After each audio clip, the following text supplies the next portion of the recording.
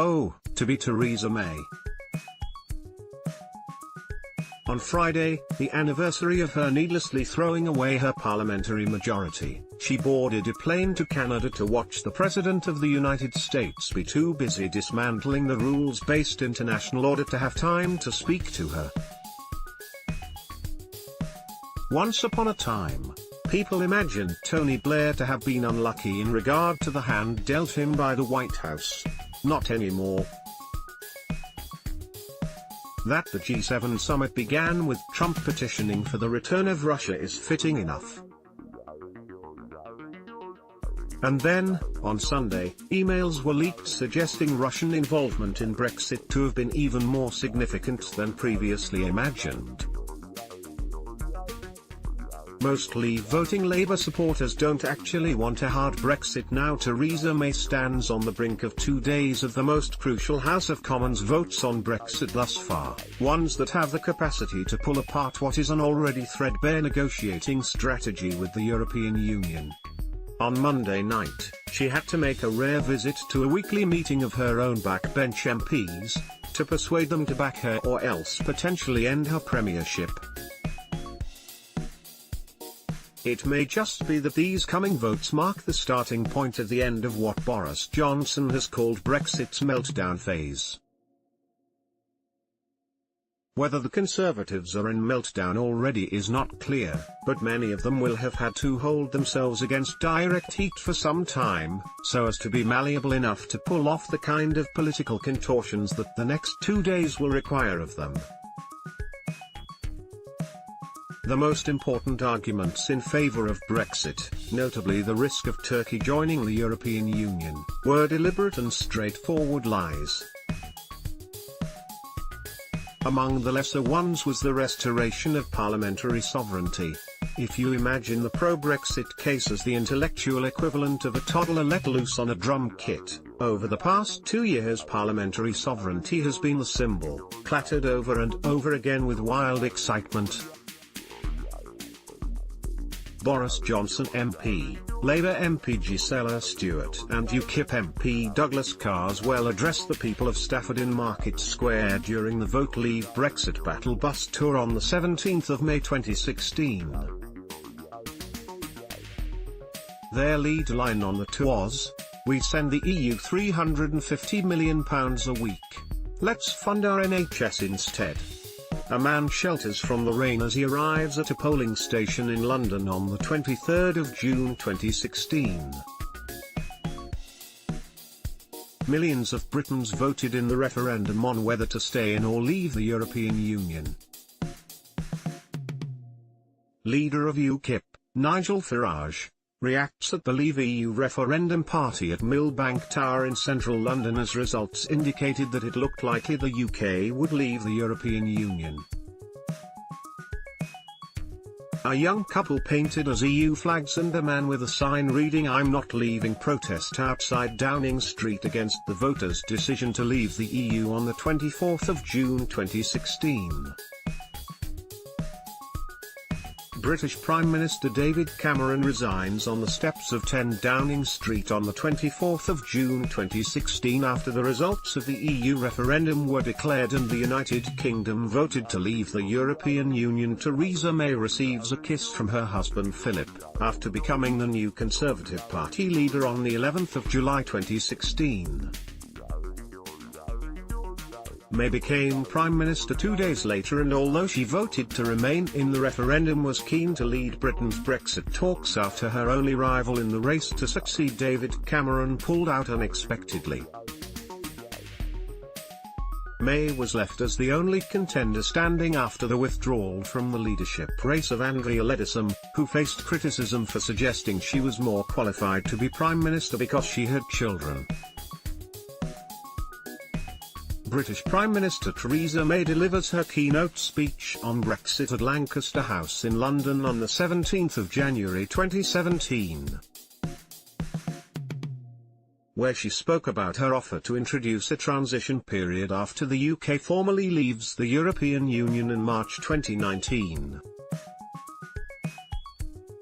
Despite repeating the pro-Brexit mantra of "no deal is better than a bad deal," The Prime Minister claimed she wanted a tone of trust between the negotiators and said Britain was leaving the EU but not Europe. She said there should be a clear double lock needed for the transitional period to make sure businesses had time to prepare for changes to their trading relationships with the EU. British Prime Minister Theresa May in the cabinet, sitting below a painting of Britain's first Prime Minister Robert Walpole, signs the official letter to European Council President Donald Tusk invoking Article 50 and the United Kingdom's intention to leave the EU on the 29th of March 2017. Soon after triggering Article 50, Theresa May called on the 18th of April for a snap general election. The election would be on the 8th of June and it came as a shock move to many, with her reasoning to try to bolster her position before tough talks on leaving the EU. Prime Minister Theresa May makes a statement in Downing Street after returning from Buckingham Palace on the 3rd of May 2017. The Prime Minister visited the Queen to ask for the dissolution of Parliament, signalling the official start to the general election campaign. An arrangement of British daily newspapers showing front-page stories about the exit poll results of the snap general election. British Prime Minister Theresa May faced pressure to resign on the 9th of June after losing her parliamentary majority, plunging the country into uncertainty as Brexit talks loomed. The pound fell sharply amid fears the Conservative leader would be unable to form a government. Britain's opposition Labour Party leader Jeremy Corbyn gives a thumbs up as he arrives at Labour headquarters in central London on the 9th of June 2017 after the snap general election results showed a hung parliament with Labour gains and the Conservatives losing their majority. Brexit Minister David Davis and European Commission member in charge of Brexit negotiations Michel Barnier address a press conference at the end of the first day of Brexit negotiations in Brussels on the 19th of June 2017. British Prime Minister Theresa May speaks on the 22nd of September 2017, in Florence. May sought to unlock Brexit talks after Brussels demanded more clarity on the crunch issues of budget payments and EU citizens' rights. German Chancellor Angela Merkel joins other EU leaders for a breakfast meeting during an EU summit in Brussels on the 20th of October 2017. The EU spoke about Brexit and announced that insufficient progress had been made.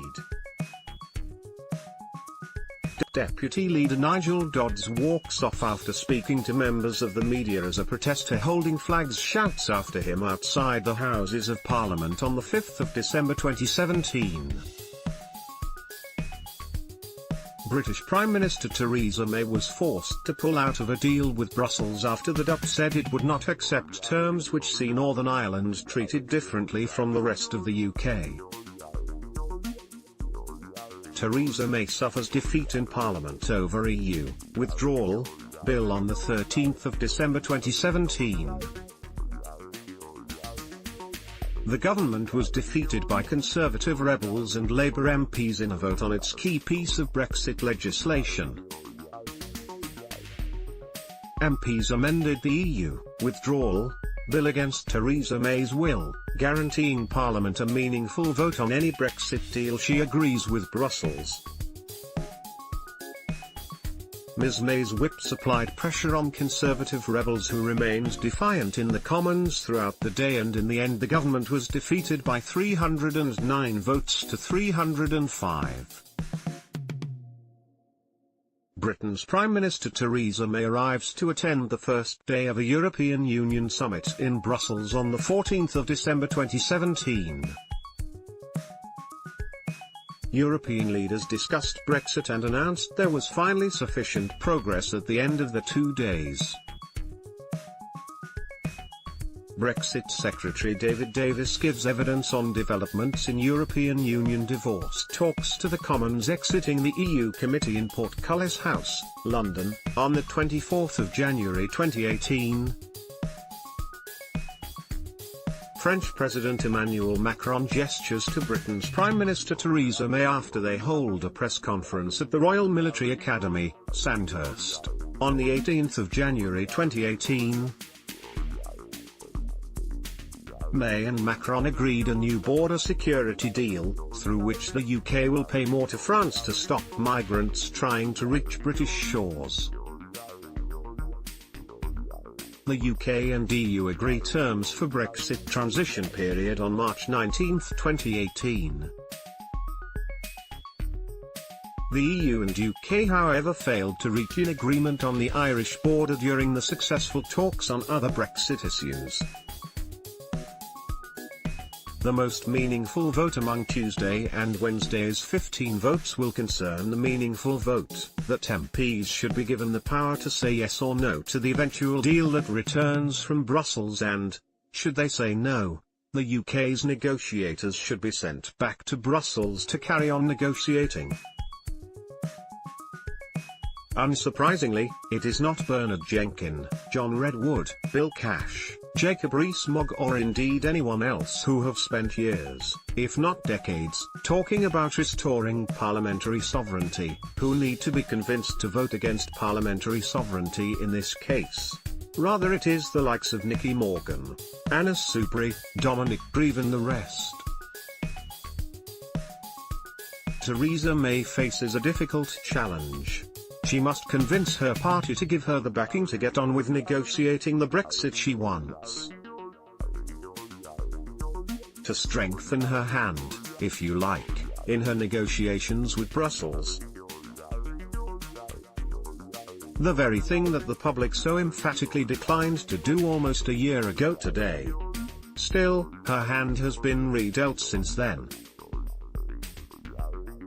She is moving in a direction far more amenable to conservative Remainers. The out of the single market, out of the customs union plan lives on in rhetoric only. Instead there is the customs partnership, as frictionless trade as possible, the transition, the backstop option, all of which intimate at Theresa May's Brexit train inching slowly, and with vast internal fuss, toward the destination Brussels has always had in mind for it. No one is taking or making much in the way of bets on what will happen in these many votes. The vote on the meaningful vote bears great resemblance to the only one Brexit vote she has thus far lost. Brexit's meltdown phase will leave no one happy with the outcome.